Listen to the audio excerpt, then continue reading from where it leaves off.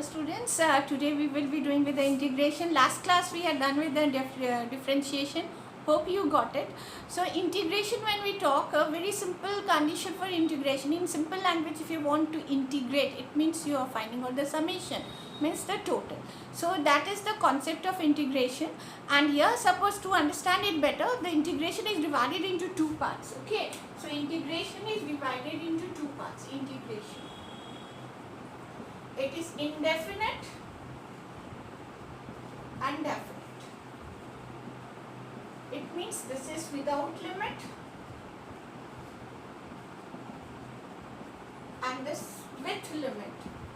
You will understand little late what does the limit, the word limits means. Okay, suppose if I have taken a graph, okay, let us assume we have taken up, this is y-axis, this is x-axis, okay, and we get a curve like this, okay, and suppose if I have taken a very small portion of it and the thickness is dx, right? So the area of this, if you get to see, the area of this graph is given as what? The area is given as what? Y dx. It means what? Y is what? Y is a function of x. So we can very well write y is a function of x dx. So here we are not, this is the part when we, the second part when you will be doing with the definite, we'll put up the limit from where we start and from where we end. So generally when we do with the integration, the first thing that is important is first you find out the small part of it that you have to do with the differentiation, then you can come. And the main formulas for integrations are, the main formula for the integrations are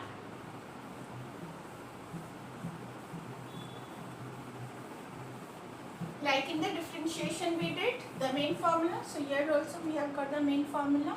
Suppose if we have got the condition that y is equals to dy is equals to x to the power n dx. It means what? The change of y with respect to dx, dy by dx is x to the power n. So if we have to integrate, so we are doing with integrate, on integrating. Let me tell you children, this is the sign of integration. We are doing with the indefinite integration because we have not taken the limits. So we have not taken from where we are going and where we are ending up. So we have not taken the limits. So this is dy is equals to x to the power n dx. So this is c. C is what? Constant of integration. When we don't take the limits, we put constant of integrations. Right? So when you integrate, this becomes integration of dy becomes y, and this will be from the formula x to the power n plus 1 divided by n plus 1 plus c. So this is our resulting formula. Let us take one more example based on this and then we will proceed with the definite integration. Okay. Let us take for example, if we have the condition here, y is equals to dy is equals to, let us suppose we have taken dy is equals to x cube dx. So when we are integrating it, then what exactly? Integration of dy we are substituting.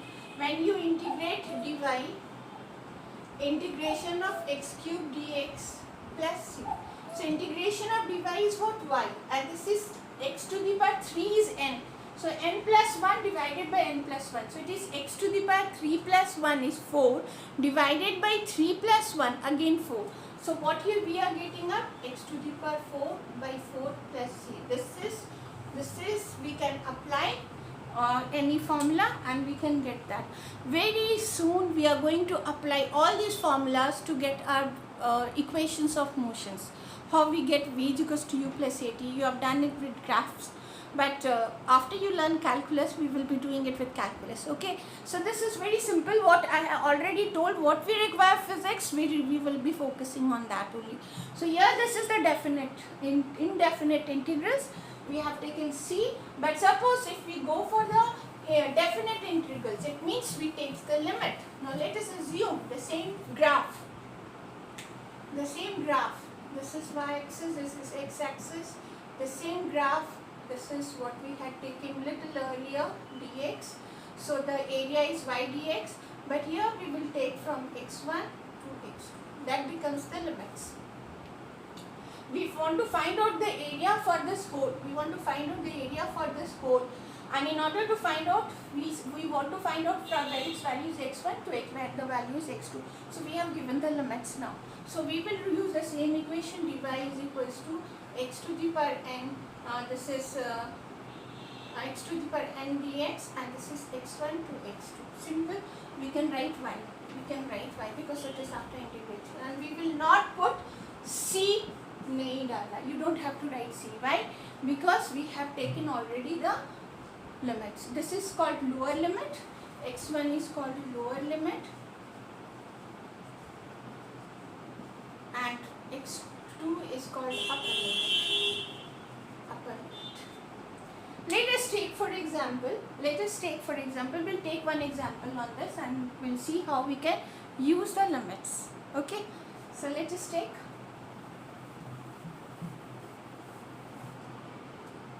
Let us assume we have got y is equals to dy is equals to 3x square,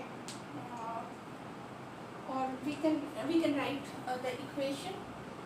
We can write the equation dx is equals to 3t square plus 2t. Okay, and dx by dt. This is representing dx by dt. Okay. And this is what we have got the velocity, right? And we have to find out that for the time t equals to 2 to t equals to 3, we need to find out some values. Okay, so let's assume we are going to use the formula to get it. How we will use? V is equals to dx by dt. So we can write dx by dt is given as equals to 3t square plus 2t, right? So we can write dx is equals to 3t square plus 2t bracket में dt. Okay. So we can integrate. On integrating, we will be taking up the limit of t from lower limit 2 to 3 seconds. So let us see how we can on integrate. X is equals to integration of dx is x. This is 3t square dt, and we start from 2 to 3 plus 2t integration of 2 to 3 and dt, right? So let us substitute the formula now.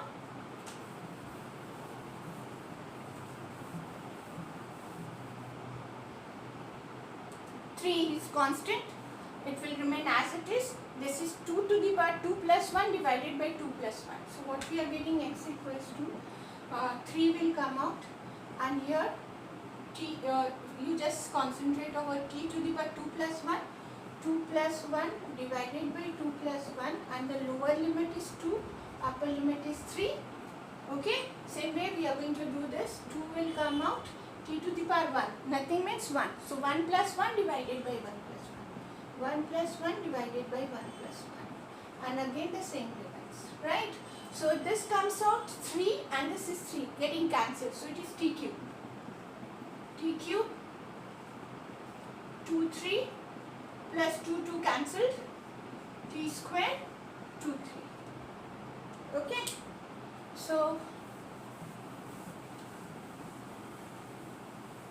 we get upper limit. Instead of t, we'll substitute it as upper limit minus lower limit. So this becomes x equals to t. Instead of t, we'll write 3 cube minus lower limit. Instead of t, we'll write 2 cube plus, instead of upper limit, we'll write 3 square minus 2 square. Now you solve 3 3 9 9 3 27. This is 27 minus 8 plus 3 3 9 minus 4. So it is your answer. Whatever you get the value and write. I will not come. This is, you can do it yourself. Okay, so this is the way to do with integration. Hopefully you're understanding. I know initially it is little difficult, but slowly and slowly you will learn. And before we end up the class, I just want to tell you the condition of the maxima and minima, because when in the previous class when we were doing with the differentiation, I told the slope of the graph is given as dy by dx. Now let us assume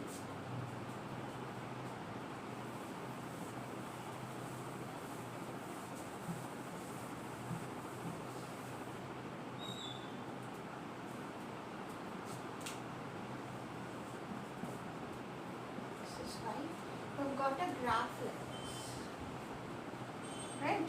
I've got a graph like this. So this is one maximum, this is another, this is place A, this is B, this is C, and let us assume the graph goes like this is D. So A and B are the maximum values and C maximum values, and C and D is the minimum values. You will see at maximum or minimum the slope of the graph is 0 because it is tangent. Can you see this is tangent? So at maximum and minimum values, we have dy by dx as equals to 0. So when you want to find out the condition for maximum or minimum, the first condition is you find out the value of dy by dx, and if it comes as 0, you can predict this is the case of maximum or minimum. But how to predict which one is the maximum value and which one is the minimum value? You redifferentiate it again. If you get d2y by dx square as equals to negative, then those represent the maximum points. If you get d2y by dx square as equals to positive, it means these are the place of minimum. Okay, so very simple. For this is what we have the maximum and minimum. First find out the slope. The slope is dy by dx. When you do with the dy by dx, you will be getting this as equals to, if you differentiate and you get it as 0, you can predict these are the maximum or minimum. But then again, if you want to find out for the minimum and the maximum position, you redifferentiate it again. If you get a negative value, these are the places of maximum, and if you get the positive value, these are the places of minimum. Hope you understood this. Thank you.